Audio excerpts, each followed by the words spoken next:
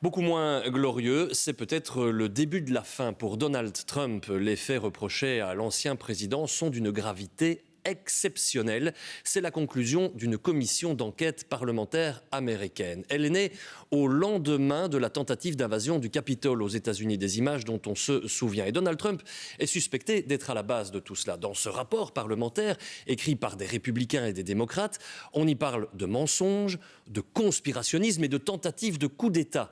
Si le ministre de la Justice décide d'entamer un procès, il est fort probable que Donald Trump risque la prison à vie. Voici le reportage et le récit de Philippe Antoine. Après 18 mois de travail, cette commission parlementaire composée de 7 démocrates et 2 républicains a tiré ses conclusions. To cast a vote in the United States is an act of faith and hope. That faith in our system is the foundation of American democracy. If the faith is broken, so is our democracy. Donald Trump broke that faith. He lost the 2020 election and knew it. But he chose to try to stay in office through a multi-part scheme to overturn the results and block the transfer of power. Le volet principal est bien sûr l'attaque du Capitole, le 6 janvier 2021. Mais les parlementaires ont relevé d'autres exemples de ce qu'ils appellent une campagne de coercition pour contraindre certaines personnes à accomplir certaines actions. The most dramatic example of this campaign of coercion was the president's January 2nd, 2021 call to Georgia Secretary of State Brad Raffensperger, in which the president urged the secretary to find 11,780 votes he needed to change the outcome in that state. Après un vote à l'unanimité, la commission parlementaire recommande donc au ministère de la Justice de poursuivre Donald Trump pour au moins 4 chefs d'accusation. Appel à l'insurrection, complot à l'encontre de l'État américain, entrave à une procédure officielle de certification d'un scrutin présidentiel et fausse déclaration. La balle est désormais dans le camp du ministère de la Justice.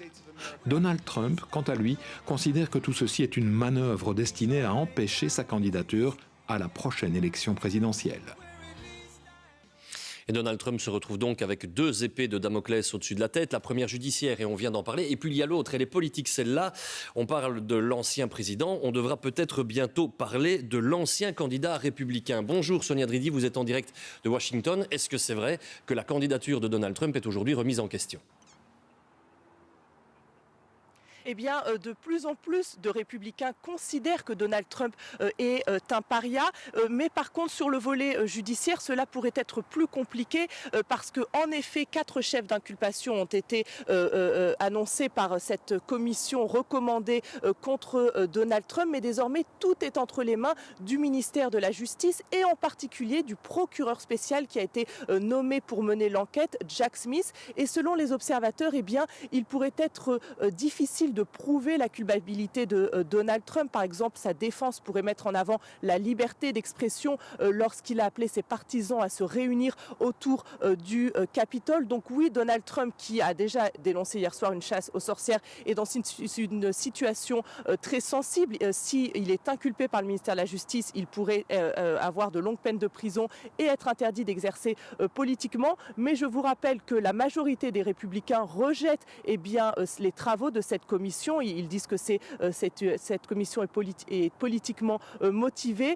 Donc tous les républicains ne sont pas acquis à la cause de cette commission. Et donc Donald Trump perd du soutien, mais pour l'instant on est loin de voir son interdiction en politique.